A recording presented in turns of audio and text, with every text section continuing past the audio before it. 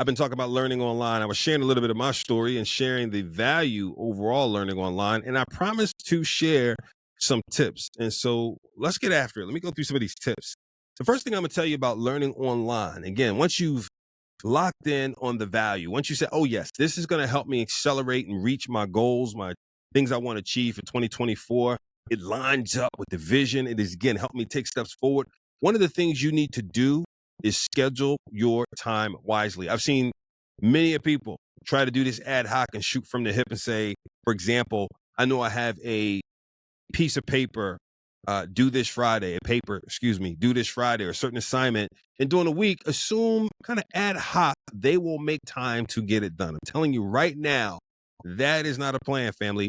You need to schedule to get it done as you would with anything else. If you have an event that you're going to perform at, you schedule times to practice.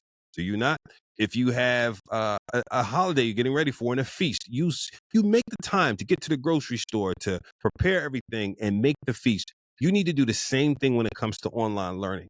It is not less than anything else. And so for me, as an example, like I said, I've done it twice. I've gone back to school online for my bachelor's, and then with my master's, we had every other weekend in person, but the rest of it was online.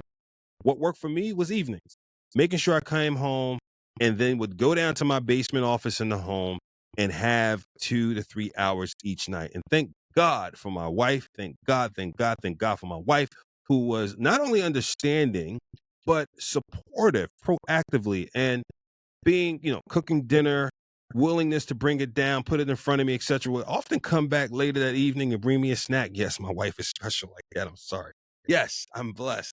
And so making sure you schedule your time, and to the extent that you can, you have people in the house supporting you. Number two, stay organized. Now, everyone views organization differently. I'm definitely a structured person. It doesn't mean I don't like to have fun, but I like structure. I like, things. I'm a guy who's probably symmetrical. I need things organized in the calendar a certain way. I need to be able to see what's ahead of me. I need neat stacks of things if they're going to be stacks, etc. You may be the opposite. You may love organized chaos. Whatever it is, again, however you plan things and organize things to get other things done, please, please, please double down. Do the same for your online learning. Number three, remain engaged, fam. I know when I say that, you go, well, of course, I'm paying for online school, etc. I will remain engaged. You have to be operating at a high level intent to remain engaged. And I'll give you a couple points. One, read all the posts. Don't read the minimum number of posts.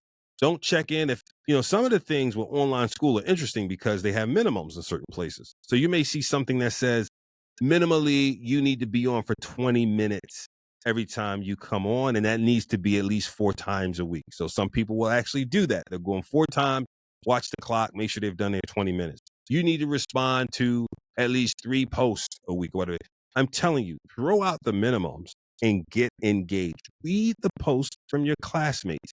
The interaction from your classmates is an invaluable part of the learning exercise. So read the post. 2, ask clarifying questions. Look for opportunities to do iron sharpens iron. When you ask a question, it sharpens you, but it also sharpens your teammate on your team. And listen, when you're an online class, I'm telling you right now, you are a team. Please believe me. If there are 22 people in the class, you have 22 teammates. The third, add substantive comments. Substantive. I can't talk. Add substantive comments to the post. So if you read a post and you find something interesting, say you found this particular part interesting. If you slightly disagree, maybe you say, I slightly disagree and here's why. But add substantive comments to the post. So that's number 3, remain engaged.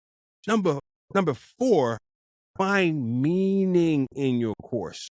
So when you start the course, quickly identify the linkage to your vision and to your goals for the year. What could you possibly take away from this course that is going to, again, accelerate and support what you're doing? Read through the syllabus if you're not totally sure. Maybe the course has this big name that you don't understand, right? Microbasilism. And you say, well, I don't know what microbasilism is. Read through the syllabus.